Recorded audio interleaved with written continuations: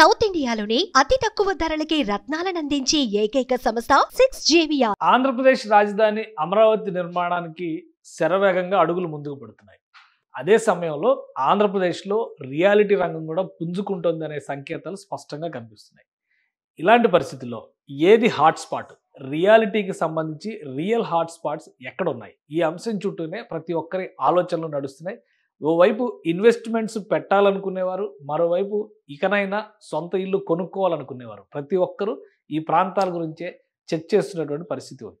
దానికి సంబంధించి ఒక క్లారిటీ ఇచ్చేటువంటి ప్రయత్నం చేద్దాం. ఎందుకంటే అమరావతి ఔటర్ రింగ్ రోడ్డు ప్రాజెక్టుకి సంబంధించి కేంద్ర ప్రభుత్వం ఇప్పటికే ఒక స్పష్టత ఇచ్చింది, డిపిఆర్ని అప్రూవల్ కూడా చేసింది. ఈ నేపథ్యంలో రెండు ప్రాంతాల్లో ఆంధ్రప్రదేశ్కి సంబంధించి ముఖ్యంగా విజయవాడ నుంచి అమరావతి ప్రాంతం వరకు మనం పోల్చి చూసినప్పుడు రెండు ప్రాంతాల్లో రియల్ ఎస్టేట్ డెవలప్మెంట్ మంచి జోష్తో కనిపిస్తుందన్న సంకేతాలు వస్తున్నాయి. ఏంటి అవి ఒకసారి పరిశీలించేటువంటి ప్రయత్నం చేద్దాం. అమరావతి ఔటర్ రింగ్ రోడ్డుకి సంబంధించినటువంటి ప్రాజెక్ట్ ఇది. దీంతో ఎందుకు లింక్ అయి మనం ఆలోచించాల్సి వస్తుందంటే ఇప్పటివరకు ఆంధ్రప్రదేశ్లో ముఖ్యంగా విజయవాడ నగరం, గుంటూరు నగరం అభివృద్ధికి సంబంధించినటువంటి అంశాల్లో ప్రధానమైనటువంటి ఆటంకం మధ్యలో ఉన్నటువంటి కృష్ణానది. కృష్ణానది ఒక జీవధారగా ఉన్నప్పటికీ రవాణాకి, రాకపోకలకి మాత్రం ప్రధానమైనటువంటి ఆటంకంగా ఉంది. విజయవాడ దగ్గర ఉన్నటువంటి 1-2 వంతెనలు మినహా కృష్ణానది దాటడానికి మరో మార్గం లేనటువంటి పరిస్థితి ఇంతకాలం ఉంది. ఇప్పుడు తాజాగా వెస్ట్ బైపాస్ పేరుతో ఒక రహదారి, ఒక వంతెన ఇక్కడ వినియోగంలోకి రాబోతుంది.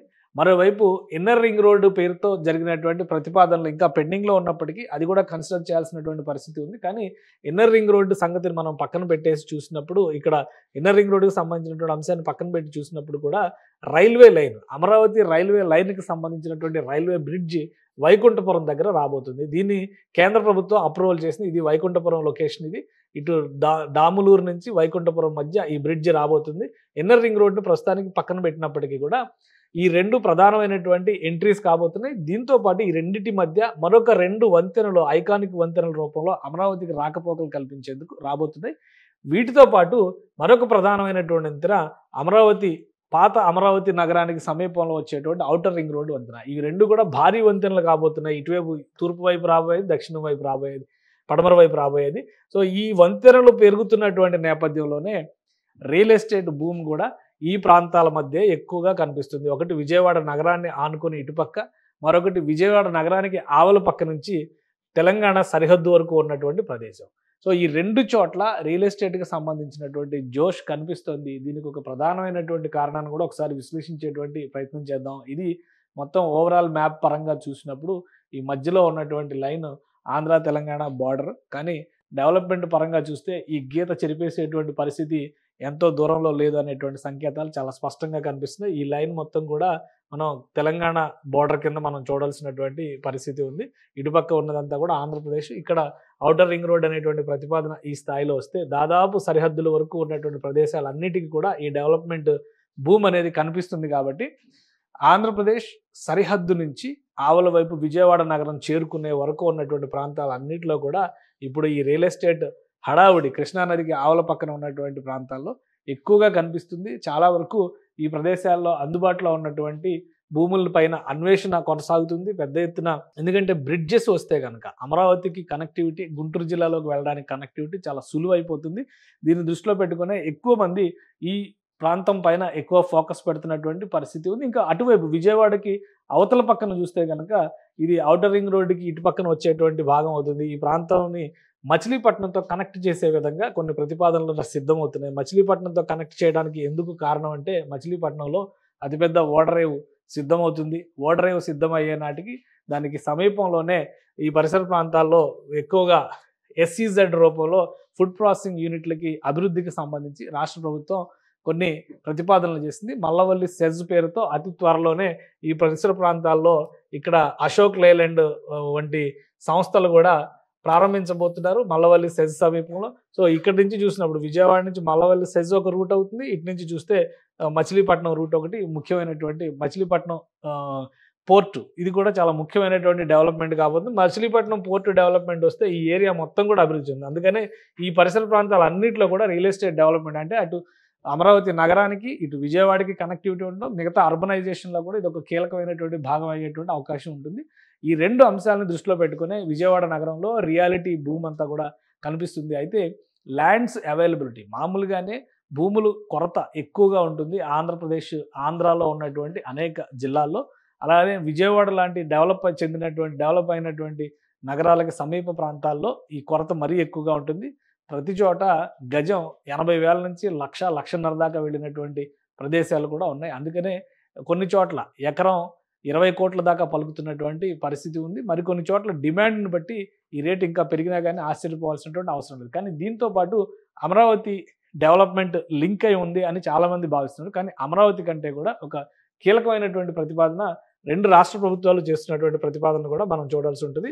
రాబోయేటువంటి రోజుల్లో హైదరాబాద్, విజయవాడ మధ్య దూరం తగ్గేటువంటి అవకాశం కనిపిస్తుంది. దూరం తగ్గడం అంటే ప్రయాణ వేగం పెరగడం అని అర్థం చేసుకోవాల్సిన పరిస్థితి ఉంది. ఎందుకంటే ఈ 2 ప్రాంతాల మధ్య కూడా విజయవాడ, అమరావతి, హైదరాబాద్ మధ్య కూడా ఒక స్ట్రాంగ్ కనెక్టివిటీ వచ్చే విధంగా కేంద్ర ప్రభుత్వంతో ఇప్పటికే సంప్రదింపులు జరుగుతున్నాయి. గ్రీన్ ఫీల్డ్ హైవే పేరుతో మచిలీపట్నం వరకు NH65ని డెవలప్ చేసేటువంటి ప్రతిపాదన. ఇది విజయవాడ మీదుగా వెళ్ళేటువంటి రహదారి. గ్రీన్ ఫీల్డ్ హైవే పేరుతో దీన్ని డెవలప్ చేయాలని చెప్పని ఆంధ్రప్రదేశ్ ప్రభుత్వం చాలా బలంగా వాదిస్తుంది. తెలంగాణ ప్రభుత్వం కూడా అంతే బలంగా వాదిస్తుంది. ఇప్పటికే ఇక్కడ 6 వరుసల రహదారిగా డెవలప్ చేసేందుకు కావాల్సినటువంటి లైన్స్ అన్నీ కూడా క్లియర్ అయిపోయినాయి. కేంద్ర ప్రభుత్వం అప్రూవల్ ఇచ్చింది. దీనికి అదనంగా విజయవాడ, అమరావతితో హైదరాబాద్ను కనెక్ట్ చేసేటువంటి మరో మార్గాన్ని డెవలప్ చేయాలనేటువంటి ప్రతిపాదనని ఏపీ సీఎం చంద్రబాబు నాయుడు చేస్తున్నారు. ప్రస్తుతం దేశవ్యాప్తంగా భారతమాల ప్రాజెక్టులో భాగంగా రహదారి వ్యవస్థల కనెక్టివిటీని పెద్ద ఎత్తున కేంద్ర ప్రభుత్వం ప్రోత్సహిస్తుంది. అమరావతికి లింక్ అయ్యేటువంటి అన్ని మార్గాలని, ఇటు కర్నూలు, అనంతపురం నుంచి వచ్చేటువంటి మార్గాలని, అటు విశాఖపట్నం నుంచి వచ్చేటువంటి మార్గాలు ఆల్రెడీ యాక్సెసిబిలిటీ ఉన్నటువంటి మార్గాలు ఉన్నాయి. కాబట్టి హైదరాబాద్, చెన్నై, బెంగళూరు ఈ 3 మహానగరాలకి, దక్షిణాదిన ఉన్నటువంటి 3 మహానగరాలకి అమరావతిని ఒక సెంటర్ పాయింట్ కింద డెవలప్ చేయాలనేటువంటి ఆలోచన ఏపీ సీఎం చంద్రబాబు నాయుడు చేస్తున్నారు. కాబట్టి దీనికి తోడు అదనంగా కలిసి వచ్చేటువంటి మరొక అంశం ఏంటంటే తెలంగాణ ప్రభుత్వం పోర్ట్ ఆపరేషన్స్ పైన ఎక్కువ ఆసక్తి చూపిస్తుంది. ఇప్పుడు కాదు, కేసీఆర్ ఉన్నప్పటి నుంచి కూడా, ముఖ్యమంత్రిగా కేసీఆర్ ఉన్నప్పటి నుంచి కూడా మచిలీపట్నం పోర్టు అతి సమీపంలో ఉన్నటువంటి పోర్టు తెలంగాణ రాష్ట్రానికి. మచిలీపట్నం పోర్టుకి యాక్సెసిబిలిటీ కావాలనేటువంటి ప్రతిపాదనని అనేక సందర్భాల్లో తెరపైకి తీసుకొచ్చారు. ఇప్పుడు గ్రీన్ ఫీల్డ్ హైవేని డెవలప్ చేయడం ద్వారా మచిలీపట్నం పోర్టు నుంచి తెలంగాణ ప్రభుత్వం కూడా ఆపరేషన్స్ నిర్వహించేటువంటి వెసులుబాటుని కనిపిస్తే కనుక ఈ మార్గం మొత్తం కూడా పూర్తి స్థాయిలో డెవలప్ అవడానికి, పూర్తి స్థాయిలో డిమాండ్ పెరిగేటువంటి మార్గం కావడానికి అవకాశం ఉంటుంది. అలానే డిస్టెన్స్ వైజ్గా కూడా ప్రస్తుతం ఆంధ్రప్రదేశ్లో ఉన్నటువంటి విజయవాడ అలానే హైదరాబాద్ మధ్య ప్రయాణ సమయం దాదాపు 5 గంటలు కనిపిస్తున్నటువంటి పరిస్థితి ఉంది. అయితే దీన్ని 2 గంటలకు తగ్గించాలనేటువంటి ప్రయత్నాలు జరుగుతున్నాయి. 2 గంటలకు తగ్గించడం అంటే శరవేగంగా ఉండేటువంటి రవాణా వ్యవస్థలు వస్తాయి. రాబోయేటువంటి రోజుల్లో ఇంకా సూపర్ ఫాస్ట్ ట్రైన్ల గురించి, సూపర్ ఫాస్ట్ లూప్స్ గురించి కూడా మాట్లాడుతున్నారు. కాబట్టి అవి అందుబాటులోకి వస్తాయి. ఎక్స్ప్రెస్ వే అనేది ఒకటి నిర్మాణం జరగాలి హైదరాబాద్, విజయవాడ మధ్య అనేటువంటి డిమాండ్ కూడా 2 ప్రభుత్వాలు చేస్తున్నటువంటి పరిస్థితి ఉంది. ఇవన్నీ ఊపందుకునేటువంటి పక్షంలో రాబోయేటువంటి రోజుల్లో క్లియర్గా ఈ 2 మార్గాల మధ్య, అంటే విజయవాడకి హైదరాబాద్ని కనెక్ట్ చేయడం ఒక మార్గం, హైదరాబాద్ టు అమరావతి కనెక్ట్ చేయడం మరొక మార్గం. ఇప్పటికే నకరేకల్ మీదుగా ఉండేటువంటి కనెక్టివిటీకి సంబంధించిన రహదారి వ్యవస్థని, నేషనల్ హైవేని, దానికి సంబంధించినటువంటి పనుల్ని కేంద్ర ప్రభుత్వం అప్రూవ్ చేసింది. సో అదొక 3వ కనెక్టివిటీ అవుతుంది. ఎందుకంటే పిడుగురాళ్ల మీదుగా గుంటూరు వైపు వెళ్ళేటువంటి రహదారి. సో రాబోయే రోజుల్లో హైదరాబాద్ అలానే అమరావతి కనెక్టివిటీ పెరగడంతో పాటు దక్షిణాది మహానగరాల కనెక్టివిటీ పెరిగే విధంగా రాష్ట్ర ప్రభుత్వాలు ప్రయత్నాలు చేస్తున్నటువంటి నేపథ్యంలో హైదరాబాద్ నుంచి మచిలీపట్నం వెళ్ళేటువంటి మార్గం మొత్తం కూడా రియల్ ఎస్టేట్ హాట్స్పాట్గా మారేటువంటి అవకాశం ఉంది. గతంతో పోల్చి చూసినప్పుడు అమరావతి డెవలప్మెంట్ తర్వాత ఆంధ్రప్రదేశ్లో కలిసి వచ్చేటువంటి మార్గాలు విజయవాడ, అమరావతి, గుంటూరు ఈ సర్కిల్లో చూసినప్పుడు ఇటు మచిలీపట్నం వైపు, ఇటు తెలంగాణ సరిహద్దుల వైపు కనిపిస్తున్నటువంటి మార్గాలు గుంటూరు, విజయవాడ మధ్య ఆల్రెడీ డెవలప్మెంట్ చాలా ఎక్కువగా ఉంది, ల్యాండ్ కాస్ట్ చాలా ఎక్కువగా ఉంది. కాబట్టి అక్కడ భూములు దొరికేటువంటి అవకాశం కూడా చాలా తక్కువగా ఉంది. సామాన్యులు అక్కడ ఇన్వెస్ట్మెంట్స్ పెట్టడం కానీ, లేదా ఇల్లు కొనుక్కోవాలన్నా, స్థలం కొనుక్కోవాలన్నా అత్యంత ఖరీదైన వ్యవహారంగా మారిపోయేటువంటి అవకాశం ఉంటుంది. దీనివల్లనే ఈ 2 ప్రాంతాల్లో హాట్స్పాట్స్గా మారుతున్నాయి. విజయవాడ నుంచి మచిలీపట్నం వెళ్ళేటువంటి రహదారి, అలానే విజయవాడ నుంచి హైదరాబాద్కు వచ్చేటువంటి రహదారిలో తెలంగాణ సరిహద్దుల వరకు ఉన్న ప్రాంతాల్లో ముఖ్యంగా నందిగామ, కంచికచెర్ల, ఇటువంటి చంద్రలపాడు ఇటువంటి ప్రాంతాలన్నింటిలో కూడా ఈ భూములకి సంబంధించినటువంటి అన్వేషణ కొనసాగుతుంది. మరొక 10 ఏళ్ల తర్వాత ఈ ప్రాంత రూపురేఖలే మారేటువంటి అవకాశం ఉంటుంది. ముఖ్యంగా ఆంధ్ర, తెలంగాణ సరిహద్దుల్లో ఉన్నటువంటి. ఎందుకంటే కోదాడ, ఇటు నందిగామ ఈ రెండింటి మధ్య జగ్గయ్యపేట ఈ మధ్య సంబంధాలు కూడా చాలా బలంగా ఉండేవి గతంలో. రాష్ట్ర విభజన తర్వాత కూడా అవి యథావిధిగా కొనసాగుతున్నాయి. అభివృద్ధి విషయంలో కనుక అమరావతి ఒక జోష్ తీసుకొస్తే రాబోయే రోజుల్లో ఈ సరిహద్దు ప్రాంతంలో కూడా రియల్ ఎస్టేట్కి సంబంధించినటువంటి భూమి పెద్ద ఎత్తున పెరిగేటువంటి అవకాశాలు కనిపిస్తున్నాయి. సుమన్ టీవీలో మీ పర్సనల్ అండ్ బిజినెస్ ప్రమోషన్స్ కోసం కింది నెంబర్కి కాంటాక్ట్ చేయండి. సుమన్ టీవీలో మీ పర్సనల్ అండ్ బిజినెస్ ప్రమోషన్స్ కోసం కింది నెంబర్కి కాంటాక్ట్ చేయండి.